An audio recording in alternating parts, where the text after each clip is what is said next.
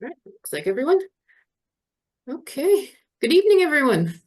And thank you for joining us for planning a salvage harvest with species at risk and biodiversity in mind.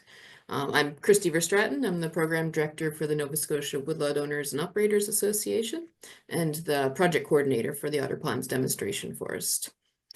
In the spirit of meaningful reconciliation, I'd like to acknowledge our presence today in Mi'kma'ki, the traditional and unceded territory of the Mi'kmaq people. Joining this evening from Jabuktuk, but I know we have people from all across Wabanaki.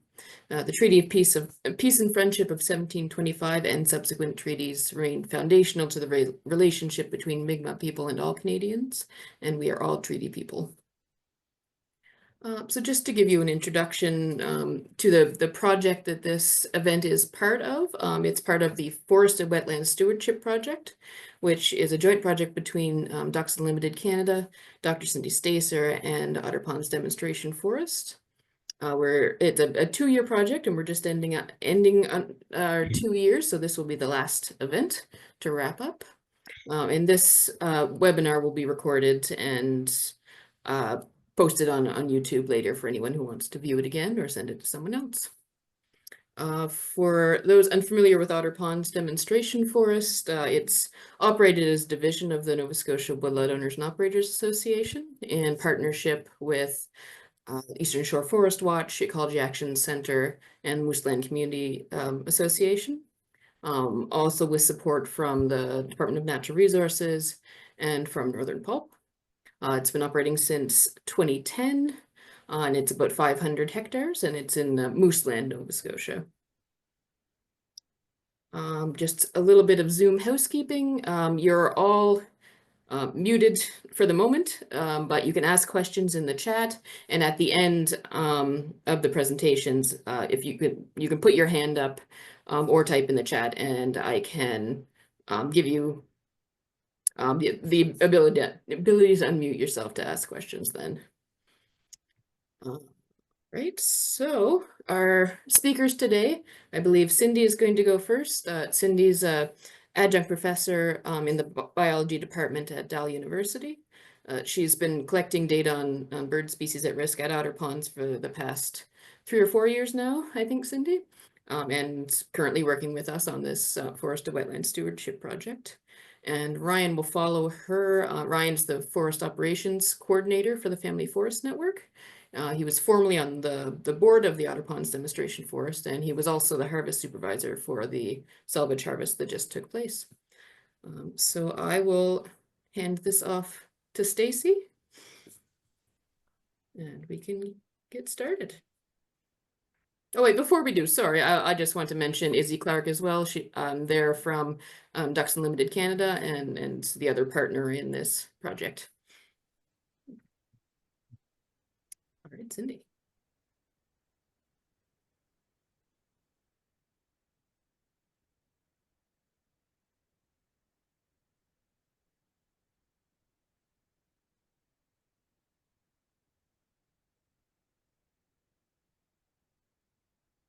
You are probably seeing the wrong screen. Are you seeing presenter mode or? Nope, we're seeing the correct one. You are, okay, Yeah. great. Often difficult to tell. I'm really happy to be able to talk to you tonight about the BMPs for SAR birds that I've been trying to help out with at the Otter Ponds Demonstration Forest. This is a project that started back in 2021. The goal is to work collaboratively to find solutions that will benefit both SAR birds and forestry. Most of this work is taking place on Crown lands. The objective is to develop and test operational guidelines for BMPs and forestry operations. So I have sites that were planned harvest sites in Southwest Nova Scotia and Cape Breton. Otter Ponds Demonstration Forest was selected to be a control site where no harvesting was going to be taking place. So we've been monitoring it since 2021. In 2022, Hurricane Fiona had a massive impact. So we have the opportunity now to look at how the hurricane blowdown affected the birds. And now, and tonight, Ryan Dickie is going to be talking to you about the salvage harvest that he's been supervising because of the hurricane blowdown. And olive-sided flycatcher is one of the target species. So these are the 3 starbirds that are breeding at the Otter Ponds Demonstration Forest. That we know that there are several pairs and that they've been breeding there for some time. The common nighthawk, the olive-sided flycatcher, and the Canada warbler. They're all insectivores. The common nighthawk is an aerial insectivore that catches all of its prey by flying around constantly and catching flying insects. The olive-sided flycatcher catches flying insects by flying out from a perch. That's called sallying. And the Canada warbler catches primarily flying insects by flycatching in the vegetation in the shrub layer primarily. The common nighthawk needs open areas to nest and areas to forage that have a lot of insects, so typically forested wetlands and lakes and streams. The olive-sided flycatcher nests and occupies large territories in moist wet spruce forest, where you have a tall, open and uneven height canopy. And Canada warbler typically inhabits mixed swamps with a tall shrub layer. This is a image of the Otter Ponds Demonstration Forest, sort of the central area where we've been concentrating our work. It's very busy, so I'll just take a moment to go through it. The locations of the starbirds are marked with diamonds. Green is olive-sided flycatcher, yellow Canada warbler, blue common nighthawk. And then we also have overlaid on this satellite image the depth to water table. So the areas that are not technically wetlands. Wetlands are shown primarily in the lighter colors, and you can see that there are a lot of bogs showing with a little treed bog symbol. So that the darker blue-green is the where the water is very close to the surface, within 10 centimeters. The more green color is 10 to 50 centimeters, and the lighter green, yellow-green, is 50 to 100 centimeters from the surface. So these areas are typically considered to be wet habitats. So you can see that in addition to the actual open wetlands, there's a lot of forested wetland at Otter Ponds.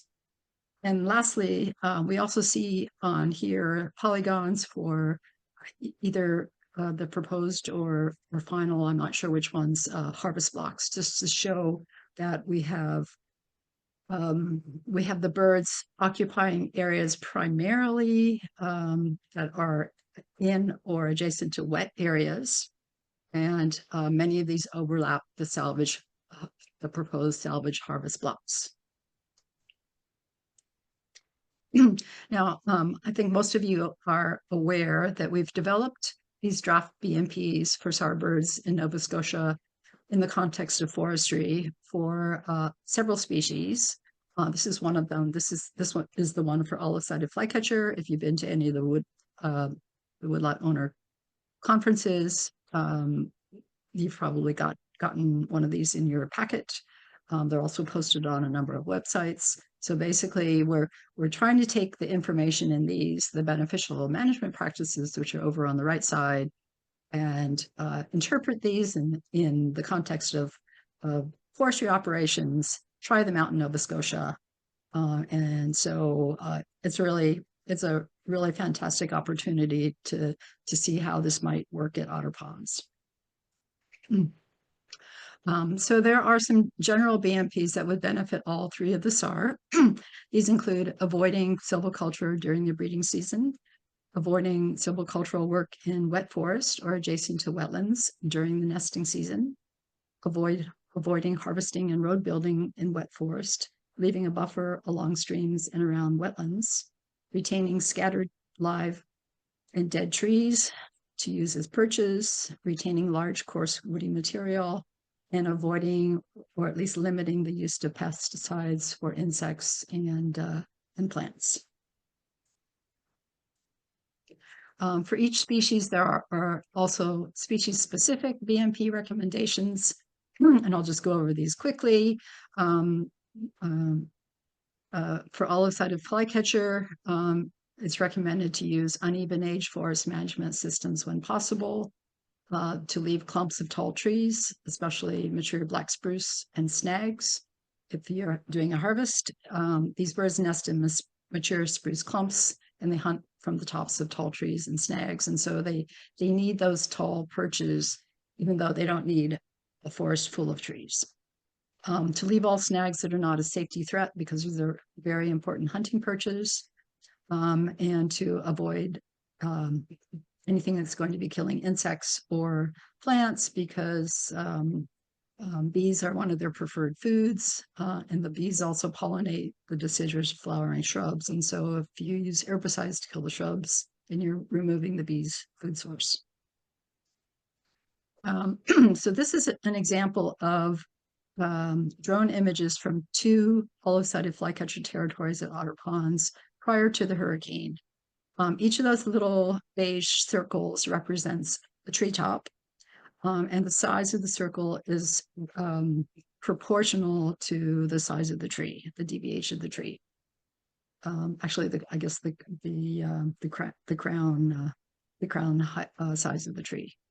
And each of these squares is a 5-hectare area, and the tree tops were designated using drone images, using sort of a tree detection software. So you can see that the trees can be quite patchy in their territories. They can be of many different sizes.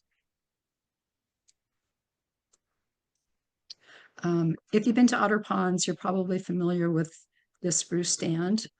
This was like a very distinctive stand next to the picnic tables. And on the left is a picture looking into the sand, and the picture on the right are people walking in the stand. And you can see that there were, even before the hurricane, a few trees had fallen down, and there were lots and lots of spruce and fir regen. So here are drone images from 2002, before the hurricane on the top and after the hurricane on the bottom. And so you can see that you can see many, many, many trees down on the lower image. And I believe that over the course of the 2 summers following the hurricane, additional trees had fallen down. Last summer, there were two of those spruce trees remaining out of that entire stand. And that's where the olive-sided flycatcher nested. It was placed in the last 2 remaining trees. We actually were on a field trip on June 8th, and we saw the pair copulating at the nest. When I was there on July 21st, I was able to observe the nest for a couple of hours. It had 5 nearly ready to fledge young. I observed the female making feeding visits to feed the young, and the male keeping watch and calling from surrounding snags and scattered trees. So keeping those 2 trees and the snags around them was really critical to having this nest be successful. Looking at Canada warbler or BMP recommendations. So these birds, again, use mixed wood swamps. Recommendations are to retain trees for song perches, to minimize disturbance to the ground vegetation and the basically all of the features on the ground, the down woody material, stumps, hummocks, and root masses, because they nest right on the ground. leaving treetops and limbs to enhance woody debris and floor structure, avoiding insecticides and also herbicides, and locating trails a distance from the buffer equal to the boom length of the harvester so that you don't disturb in the buffer area if one were to put a buffer around it. These are photos from 2 of the Canada warbler territories at the Otter Ponds Demonstration Forest. Note the dense tall shrub layer, which is 1 to 3 meters high, and then under that, lots of cinnamon ferns and other dense vegetation. And then you also have scattered trees and snags. So a very complex kind of habitat, not a great habitat for growing trees, however. And in Otter Ponds, many of the Canada warbler territories appear to be located sort of in this narrow transitional swamp that occurs between the open bog and the upland forest. So here in the center here are where the picnic tables are now. And so we typically find the Canada warblers between the open bog and the upland forest. And the third species, the common nighthawk, the BMP recommendations for this species are to retain large declining trees as a future source of large woody debris because they spend their daytimes roosting on logs and on tree branches. Retaining large trees surrounded by open space, creating suitable nesting conditions by leaving areas of old deactivated roads and open areas undisturbed during the breeding season, avoiding pesticide use, and in case of natural disturbance, leaving at least a quarter of the area unsalvaged. And that's my brief overview, and we can come back to things later if you like. Thank you.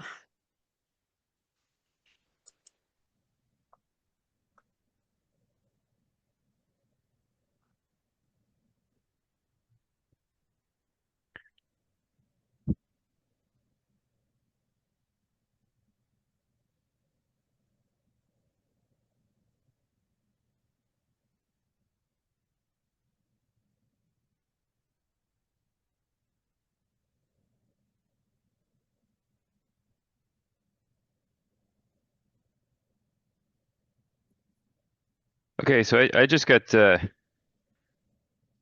think I got 17 or 18 slides here to go over. Mostly just talking about I wanted to have Cindy go first for us there just to kind of outline a little bit about the habitat for the birds, where we would expect to find them. It's also nice to have the maps with the known locations where we've seen them in the past. I use that quite a bit within the planning for this harvest. So and I'm also going to talk about, what I kind of did in my role as the harvest supervisor for this one to try and mitigate. There's no way to if you're working during nesting season, there's no way to guarantee you're not disturbing any birds. But we're trying to do as much as we possibly can to mitigate it as best as we can. So as everyone's obviously aware, September 24th, we had the post-tropical storm Fiona caused a lot of damage at Otter Ponds, similar to Hurricane Dorian in 2019. We had a fairly sizable salvage harvest there too, and a lot of the damage that happened at Otter Ponds was almost just a continuation of the Dorian areas. Small patches get bigger, kind of an extension. Some of them that were 2 patches then became 1. Everything in between blew down. So it took a little while to get the planning through, and even longer time just on the planning side. It's where it is Crown land. We have to go through the full pre-treatment assessment process. So we had to find somebody to do that work. It has to go up for a 40-day comment period on the harvest plan map viewer. So by the time we get all the way through that in 2023, I think it was late into the fall maybe, but before we ever got any sort of approval. And then had a tough time finding a contractor. Otter Ponds is a ways back in the woods, so you know, winter harvest is we could do it, but it's a lot of plowing. Salvage work in the wintertime is a bit of a nightmare if you get any amount of snow too. So we finally were able to secure a contractor. We used Conform out of Middle Musquodoboit, and they gave us the notice that they were ready to start kind of at just about the worst possible time we could have picked. It was the you know, early to mid June, kind of right in the meaty part of the breeding and nesting season, and we had to we were kind of stuck between a bit of a rock and a hard place, I guess, because you know, we had waited that long to find a contractor. It was getting on in time, you know, it had been more than a year. It was pretty obvious that some of the smaller wood, like small fir, that maybe in the past would have gone for studwood, was already starting to spoil. So, you know, it was either we were going to get the harvest done then, or probably not get it done at all. So we elected to go ahead and just had to use kind of put our collective minds together, use as much caution as we possibly could, and be willing to. Biggest one was being willing to walk away from some fairly nice wood in a few spots if we needed to. So.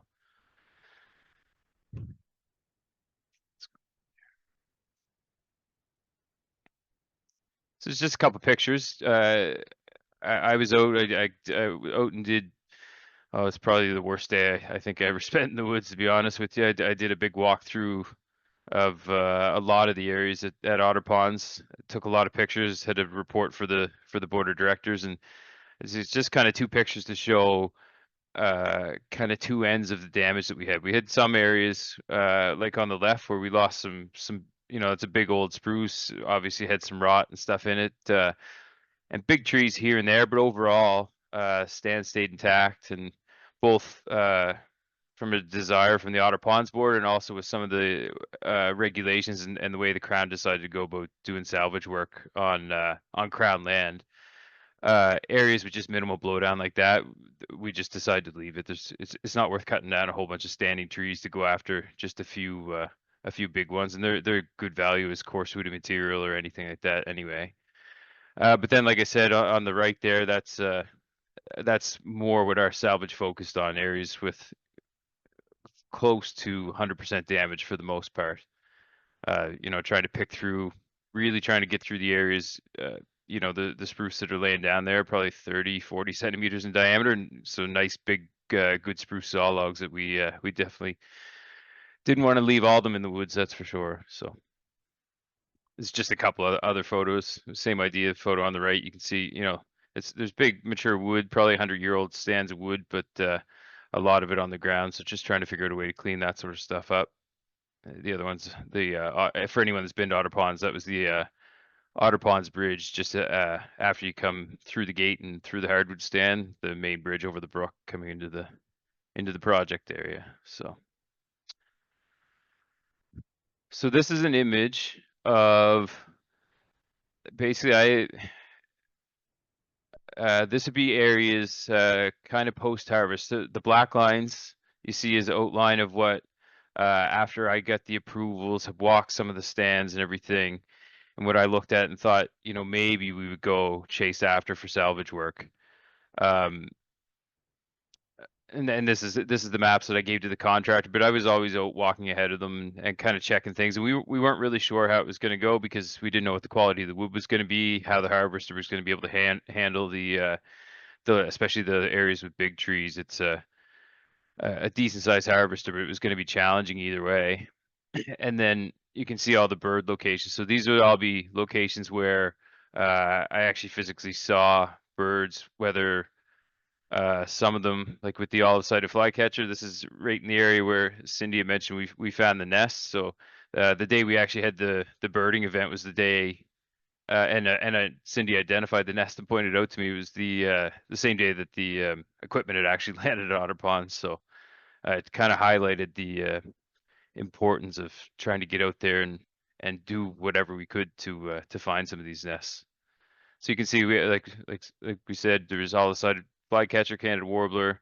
Canada warblers, I thought I heard them there once, but if you remember the map Cindy put up, this is just a really hot spot for them. So we kind of knew they were there. We were always just going to stay up and away from any of the black spruce bog type of areas, and leave a bit of a buffer on there too, just to the big thing with Canada warblers, the type of habitat they prefer. On crown land, it would actually be wet coniferous or wet mixedwood forest, and any wet forest type on crown land now with their new regulations is a no-go zone. They don't do any harvesting there.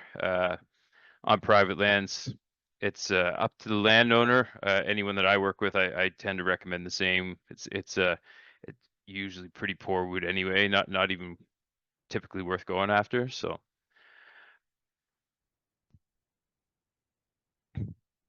the Canada warbler and all the sided flycatcher. So I put those together because in a lot of areas, at least, we tend to find them together at Otter Ponds.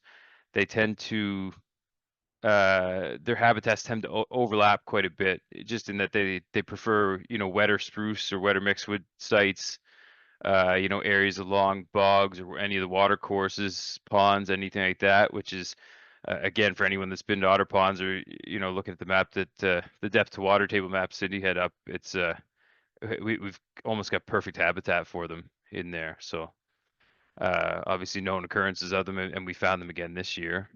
And then there ended up being a whole bunch of salvage areas kind of all along that edge of the southern portion of the Otter Ponds. So like directly north of where the picnic tables are and where the visitor shelter used to be and will be again once we finish getting it built, is kind of a, I don't know if I would call it a flow. The water doesn't move very much, but it's a I guess it's kind of a stream that connects to the two actual otter ponds there. So um, really good habitat, and that was some of the ones that I picked up almost right away. That there was probably a good chance that maybe we should skip over a few of those sites, and I'll actually go back a little bit. There was actually even more, like just tiny. I don't know if everyone can see my mouse there or not, but above where the right olive-sided flycatcher is, there was a bunch of small little polygons up there that were identified for harvest, but they were like 0.2 hectares, 0.3 hectares. There's barely enough wood to even justify going in to get them. And we would have had to cut trails through standing timber and everything. So the actual map that we had and the polygons that we had for salvage were even bigger than this. But before the machines even landed, we pulled a whole bunch of them off there just because they really weren't worth going after to try and get. So this is just on the right is a zoomed in view. You can see all three different areas where the birds were. There's a couple polygons there on the right. And if you look at the map on the left here, this is just kind of another version of the depth to water table. So this is it's a wet area mapping, and it's the wetness index. So obviously the blue lines would be flow or streams or anything. The white is areas where you would expect to have standing water, and then the red is areas where maybe there's not standing water, but you know, if you walked in there with anything other than rubber boots on, you're probably going to get your feet wet. So if you look at the two small polygons there, there's one that actually had olive-sided flycatcher that I saw there during the harvest, and then also at different birding events that we've done with Cindy in the past. We've seen them in that exact spot too, and they both kind of encompass these areas where there's like it was very wet anyway and poor wood. So you know, we just kind of decided really quickly, even though I left it on the map for the guys, for the harvesting crew, pretty quickly just took it off. It wasn't worth the the risks of you know, damaging nests, but also thinking about habitat for future nest sites too, where it's so close to the wetlands and the otter ponds. It's just so much of a better site to leave them for later as a habitat site. So this is just a quick photo. I didn't fly all of the areas. Obviously, we took the two polygons on the right out there, so I didn't bother flying those with our drone. But you can see in the one on the left here, so we left this right till the very end. And this is after we had known that the nest was there, and I was actually able to sit and watch for quite a while the nest and confirm, at least to the best of my abilities, that the olive-sided flycatcher chicks had fledged from the nest. Didn't pick them up basically anywhere.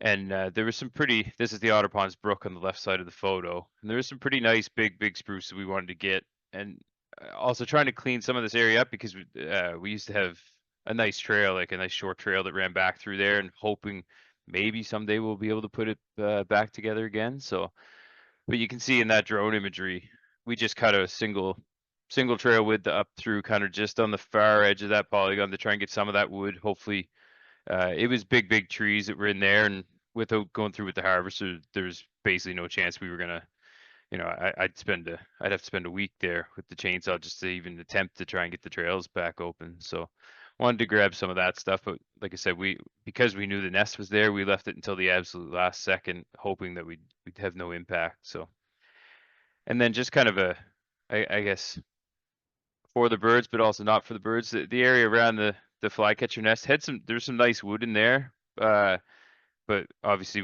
we wouldn't go because of the nest. But the other thing that happened there is you saw in some of the photos Cindy shared from pre Fiona. There's really good regeneration and stuff in there too, and it's one of those things. Even without the wildlife side of things, you kind of weigh up, well, is it worth going to get 20 nice trees, but I'm going to crush 2,000 nice young red spruce in the process? So it just became a lot easier to just leave them there and not bother. So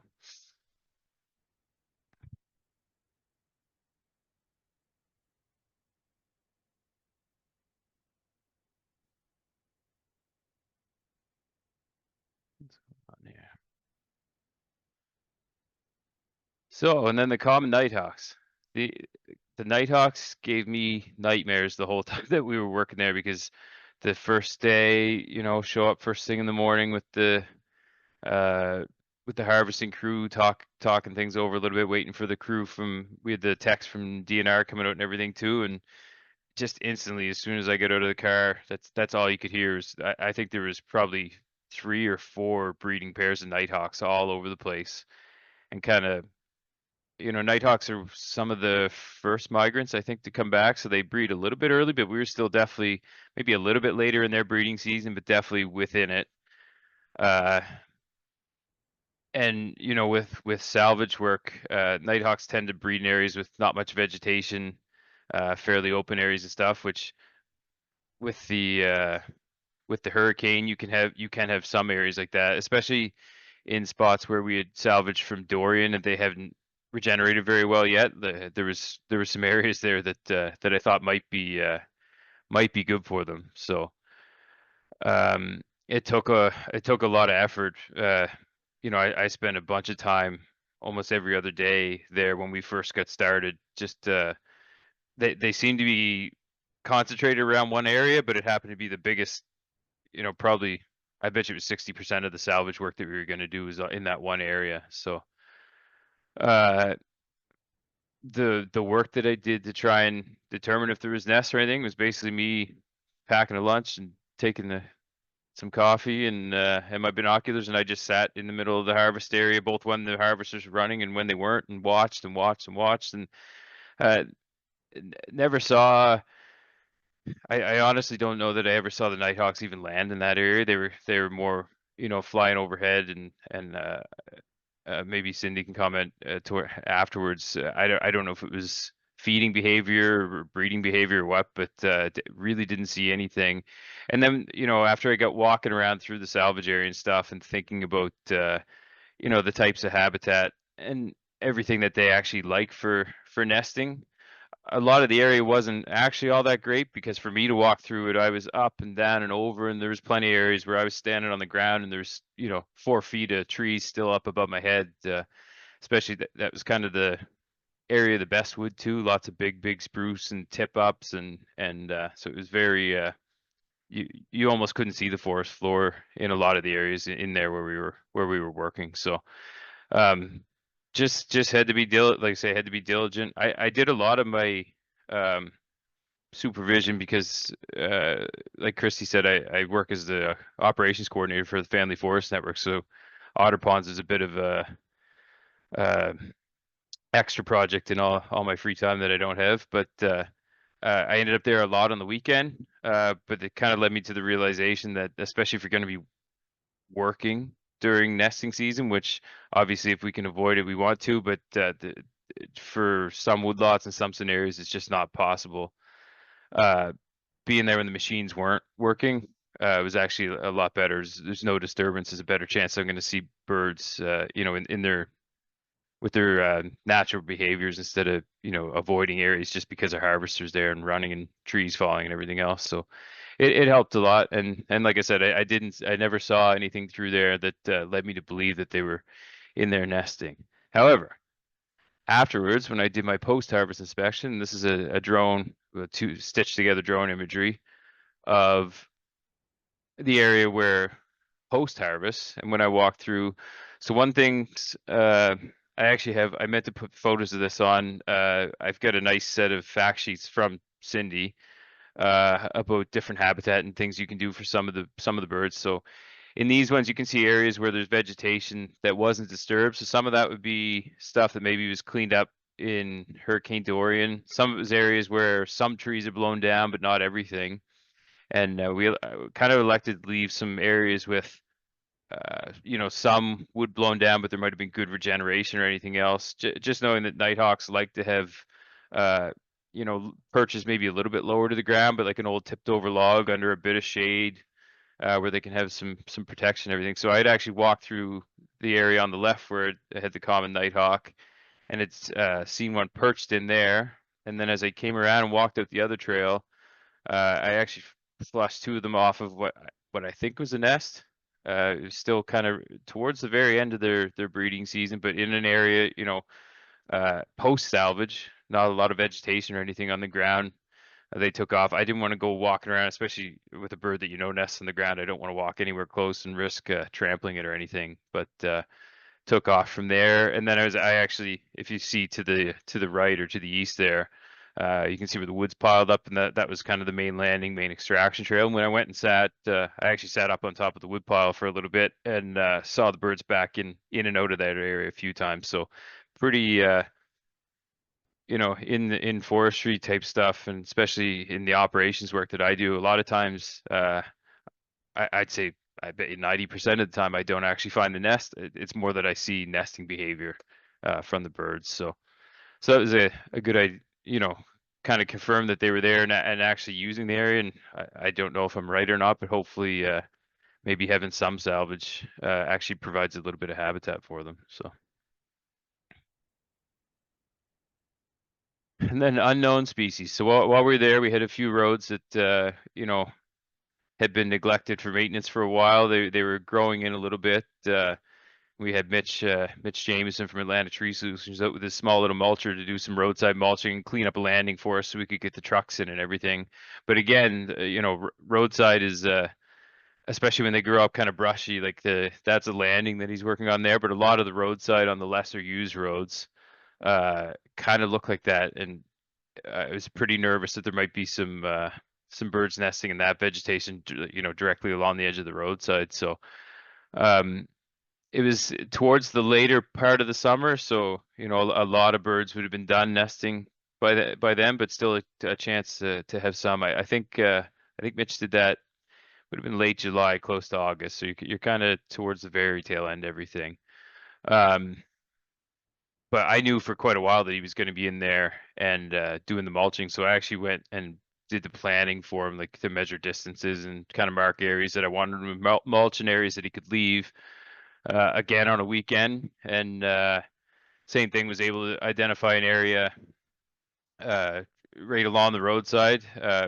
Again, didn't find a nest. I didn't even know, I can't for the life of me remember what species it was, but saw them back and forth. It looked like both the male and the female in and out, and carrying insects every time. So good chance they were taking them to a nest that probably had chicks in it. So I was able to, we just put a pretty large buffer, don't mulch anything on either side. Mitch just kind of drove right down on the road base and go past there. We left I think it was about 30 or 40 meters on either side of it, so hopefully enough area in there for them. So and then again, the day that he gets started, he actually pointed out to me, because I, you know, like to try and work a little bit. Some contractors are receptive, some don't really necessarily care as much. Mitch is a guy that really he definitely cares. He wants to do the best job he possibly can always. So I kind of took him through and talked a little bit about the type of behavior he might see, and he actually noticed it was a warbler, I can't remember which one, but either way, he noticed the same thing going on and actually buffered the area himself. Called me. I was at Otter Ponds at the time, went up and agreed with him, and so we took another big section out of a different road and just kind of left them. So again, I don't think they wouldn't have been any of the starbirds we were looking for, but it's you have to look for nests of it doesn't matter if they're species at risk or a chickadee. If you know that there's a nest there, it's illegal for us to disturb it. So we had to do the best that we can to go around it, work around it. So then red-tailed hawks. I have the best method in the world of figuring out where red-tailed hawks were. So these ones in particular, I kind of knew that they were there because if anyone's ever been close to a red-tailed nest, they're very, very vocal and they'll let you know when you're getting too close. And I had found them there a couple years before fishing down through the Tangier River. So, I tend to hang out in this area a little bit. So, but my best way, ever since we've started with the Family Forest Network project, is actually for a point there this summer. It seemed like every time I wanted to fly my drone and get aerial imagery of a harvest site or a potential harvest site or anything, it got followed very closely and actually once almost attacked my drone. So it was a pretty quick way to figure out maybe definitely shouldn't be flying my drone there and probably should walk down and try and get a sense of what's going on. Um, so yeah, so that happened in this one. Especially with birds of prey and stuff, it's kind of a nice area. There's some open areas from old salvage work. You're right along the river and everything too for any species that may prey on fish or anything like that. So um, the once I walked down through again, I tried to upload a video for this, but it kept crashing the whole thing. But I had a few videos of actually two red-tailed hawks, both. For anyone that doesn't know, red-tailed hawk is if you watch a movie and see an eagle flying, the old-timey movies, it was always a red-tailed hawk noise that they put on there. So it's and it basically, as soon as I got down to closer to the river where I thought they would be and close to where we had some salvage areas approved, they were all over the place. So I've still not found the nest down there. I figure they're being very vocal and yelling at me for a reason. So I just turned around, wanted to get out of there, but I'm hoping to go back down this spring once fishing season starts and actually take a bit more time. Big one with the hawk is the red tails is they'll use the same nest over and over. So it's actually more important or more beneficial to us too if we can find that nest and put a permanent buffer on it. That way we don't even think we're going to plan any type of operation down there. So. And then the last one was a northern flicker, and this was actually on. You can see they weren't using. There's a big snag there. There's a big, huge old spruce snag. The cavity. I don't know if that picture's big enough for everyone to see or not, but there's a big cavity at the top that would have been better for maybe pileated, even a barred owl or something. But there's a smaller one down below.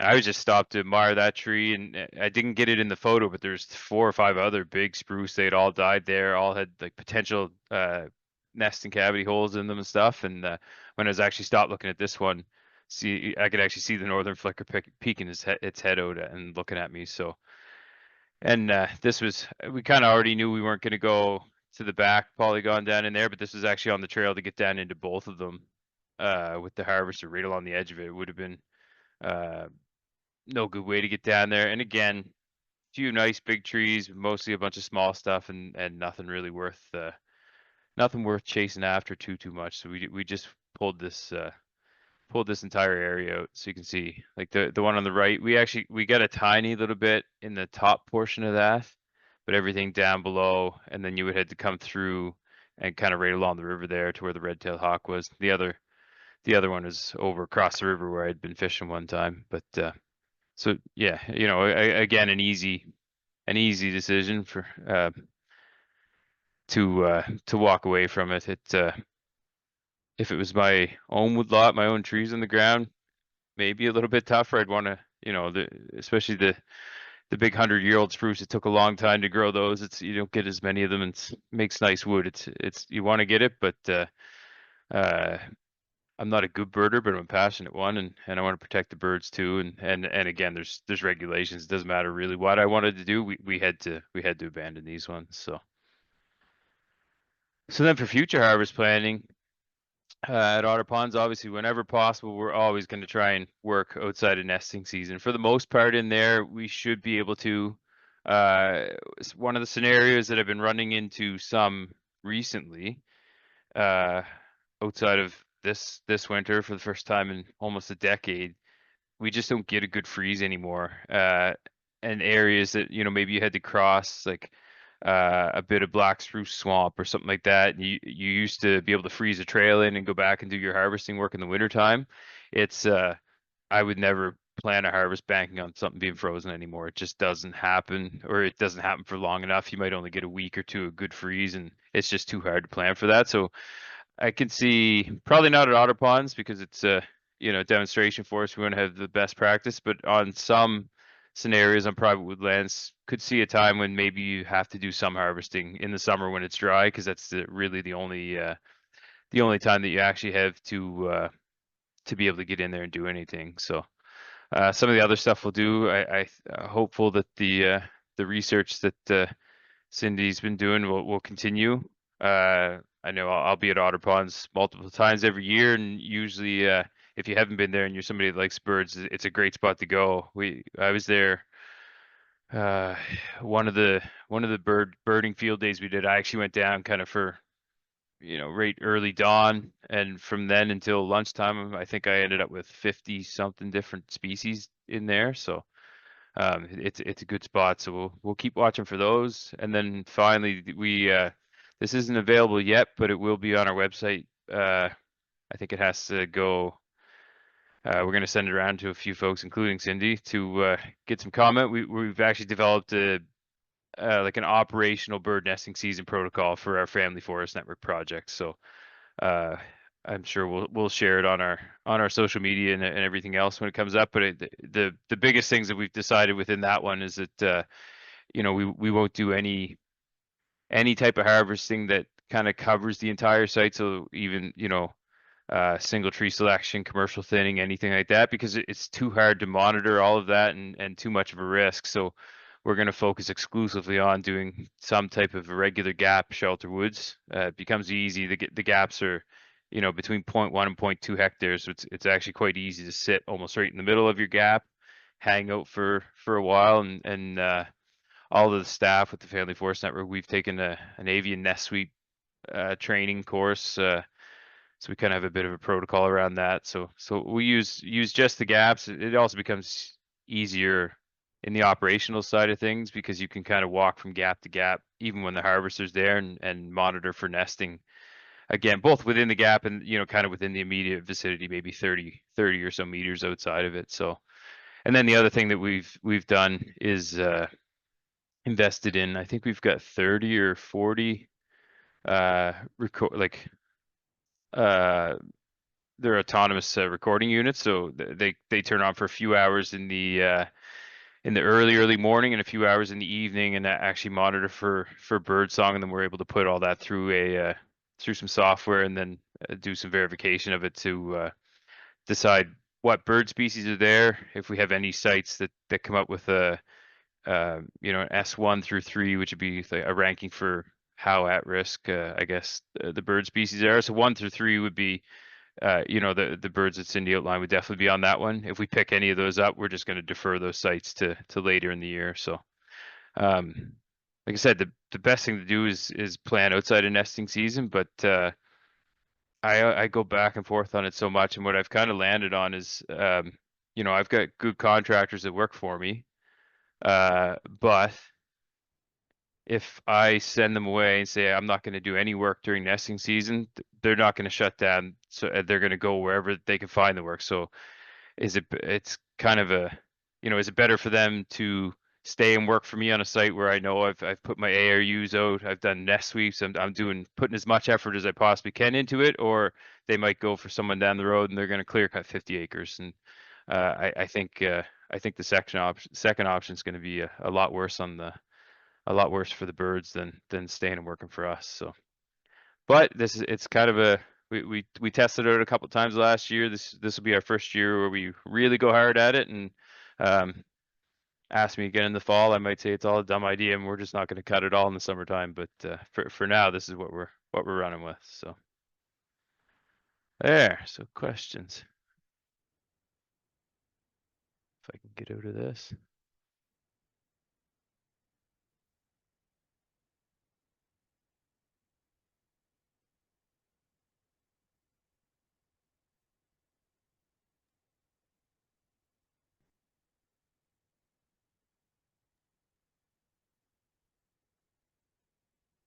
Awesome. Thank you, Cindy and Ryan. That was fantastic. I have a couple of questions in the chat, it looks like. Question for Cindy. Is the current 20-meter buffers around watercourses and wetlands sufficient for nesting olive-sided flycatcher and Canada warbler? Okay, that's a hard question. It's very, I think it's somewhat context dependent. It's what else is going on around the watercourse? What kind of habitat is it? And currently there's no required buffer around wetlands. And I think 20 meters is not sufficient for that. There is a research project being led by MTRI looking at what buffer width is required to maintain the integrity of a wetland, but I think they're just getting started on that, so that will hopefully shed some light. But we've been using in my BMP project on some other areas, we've been using a 25-meter buffer around known bird locations, and that doesn't seem to be quite enough. For olive-sided flycatcher, and they can tolerate quite a lot of opening.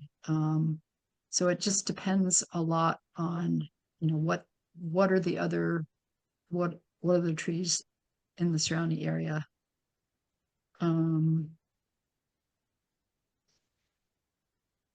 So I think in general 20 meters is probably not sufficient, but it depends a lot on the context.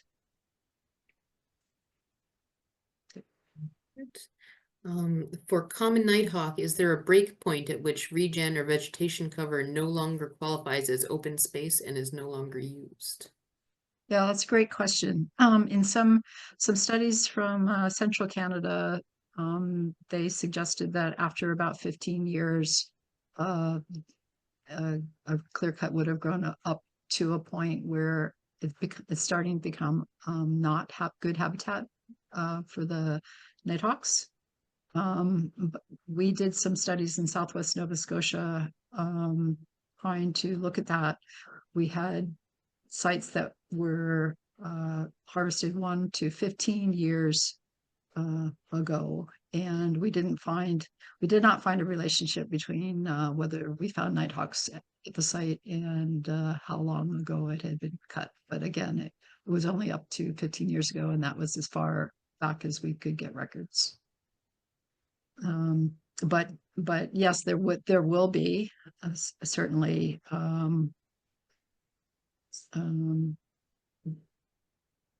there will eventually be too much cover for the birds to occupy the site. Cindy, for the nighthawk, I think I asked you this before anyway. The big tip ups at Otter Ponds, like those would be good nesting locations for them, like where it's just exposed earth basically, right? Right, as long as it's not surrounded by forest. Mm. Right, Yeah. because they have to be able to fly in there, so it just needs to be a relatively open spot. Yeah, for sure. That's one of the things that we I mean, just as I see Mark asked about protocols and stuff, but that's definitely one of them is we tried not to tip we don't want to tip our stumps back over. We actually want to leave them tip up for a whole bunch of reasons. But I kind of thought maybe, especially with the Nighthawks, that might be a good an extra reason not to knock them back over. So We have a, pardon me, a question for either of you. Is it better to harvest carefully over the whole province or completely set aside key areas and harvest intensively elsewhere? I think you could not set aside enough key areas to maintain populations.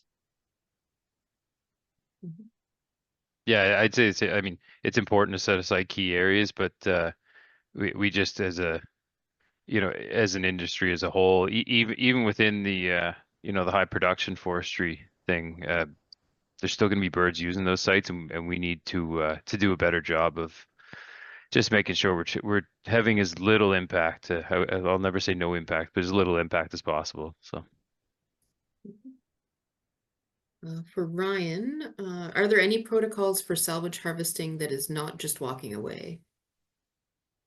Yeah, I mean, on crown land for sure. It's on private land, it's more recommendations than protocols. But we had standards for the amount of wood that we cut. There was we had to leave had targets for coarse wood and material to leave on site. One of the other big ones in any of these harvest sites, and what kind of recommended you had to do it on crown and also recommended on private, is we really just were trying to not cut any standing wood. If those trees stood up and survived that hurricane, they I think they deserved the right to just stay there. So try and leave as much standing wood as we could, and also around the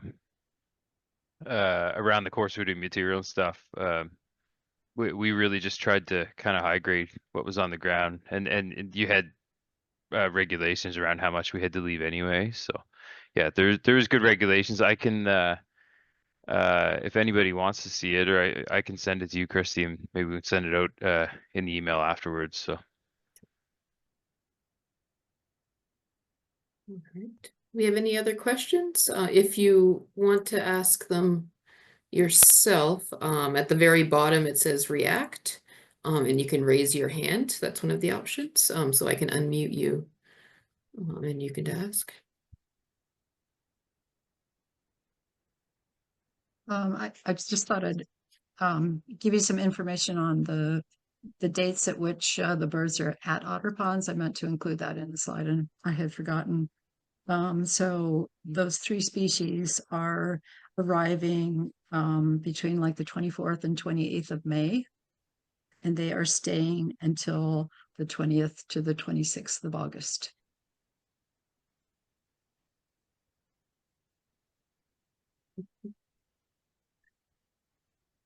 We have a question for Ryan. Have you considered leaving 3-meter high stumps scattered throughout the areas that still have sufficient standing timber to provide future nesting cavities, but still recover good merchantable wood from the harvesting?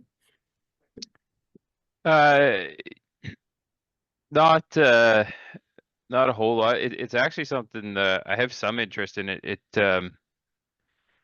They do it, I think it's in BC, or they did some trials around it in BC, and I've never seen any follow-up research on it, but they actually would even in the middle of clear cuts and stuff, climb and leave more like 10-meter tall, I think they called them spar trees, but to use as purchase for birds of prey and everything. So it in the salvage, it would be tough for us because we're trying not to tip anything back up, and we're also trying not to cut any standing timber. But and honestly, like at Otter Ponds, if you get down to see it, there's probably enough of them. A lot of most of everything tipped over, but there's definitely some big spruce and that broke off. And we're also really not short on the amount of snags that we generally have in the forest down there. It's a pretty natural. So we tend to have quite a few of them around. So, but definitely something.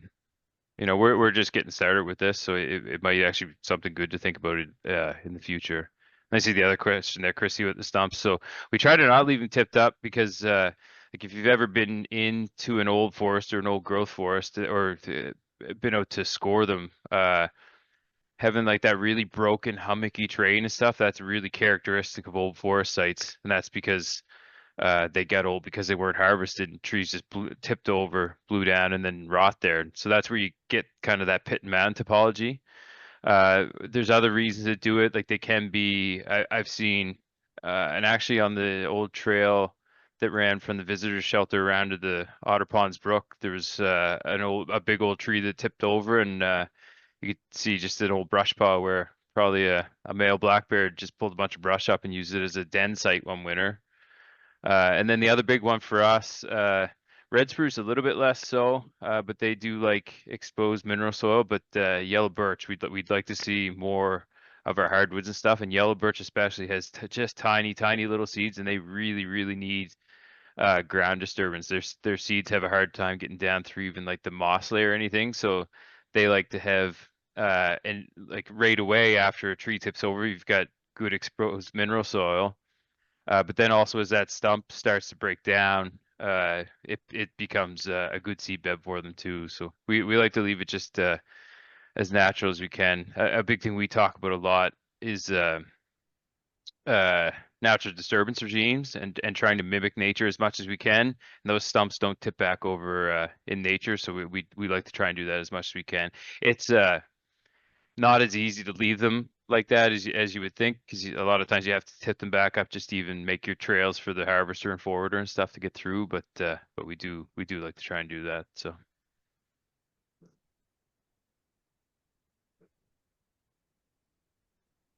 I see the question there, but we definitely, I mean, you get down there, moose land.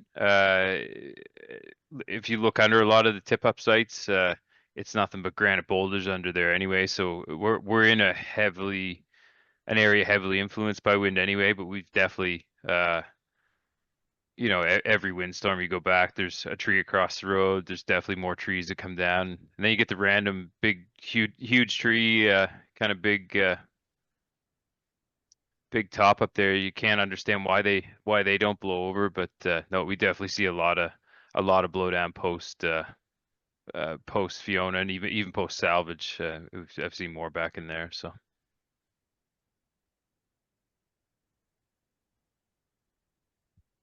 Does anyone else have any questions for Ryan or Cindy?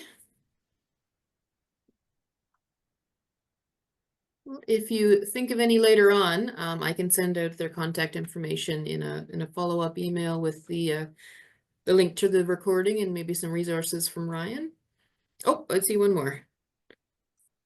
It says, Ryan, you're on the money regarding BC legislation and wildlife stubs. I worked 7 years with the BC Forest Service promoting the practice of leaving wildlife stubs. Oh, awesome. Very cool. yeah, I'd like to. I'd like to try it sometime. Even we did a harvest on the family woodlot this year, and I'm not gonna climb up the tree and take the top out of it, but I got a few friends that are arborists that kind of thought about maybe trying that just to, on your own woodlot, something that you can just watch and monitor for it all the time. So I'd like to try it. My site's a lot different than Otter Ponds, that we don't have a lot of big snags, and yeah, I'd like to make some of those perch locations if we could. So We have one final comment. Would winter harvest avoid some of these conflicts? yeah, definitely. It I wish it was 40 years ago and we had 6 months of winter and you could do most of your harvesting in the wintertime. That would be the kind of the ideal situation, but like I said, we don't get that so much. But it doesn't even necessarily have to be winter. Spring doesn't really leave a lot of time between when roads open up and everything and the birds start coming back. But even if waiting until the middle or end of August, by that time the breeding's basically done and some of the birds have already migrated and everything. So that would be ideal, and that's kind of what we were hoping for, but it just ended up that's not how it worked out for us. So And another option is to prioritize the harvest of different stand types based on the types of bird species that are using those. So, stand types that might, or habitats that might have more sower birds or more birds of mature forest, maybe those stands could be harvested in the fall rather than in the summer. In that way, you can mitigate some of those negative effects. All right. Well, thank you very much to Cindy and to Ryan. This was fantastic, and thank you to everyone else who joined us today to listen to the talk. If you have any questions, feel free to reach out. I'll be sending out the contact information if you want to talk to Cindy or Ryan directly. But other than that, I hope everyone has a very nice night. Thank you all for joining us.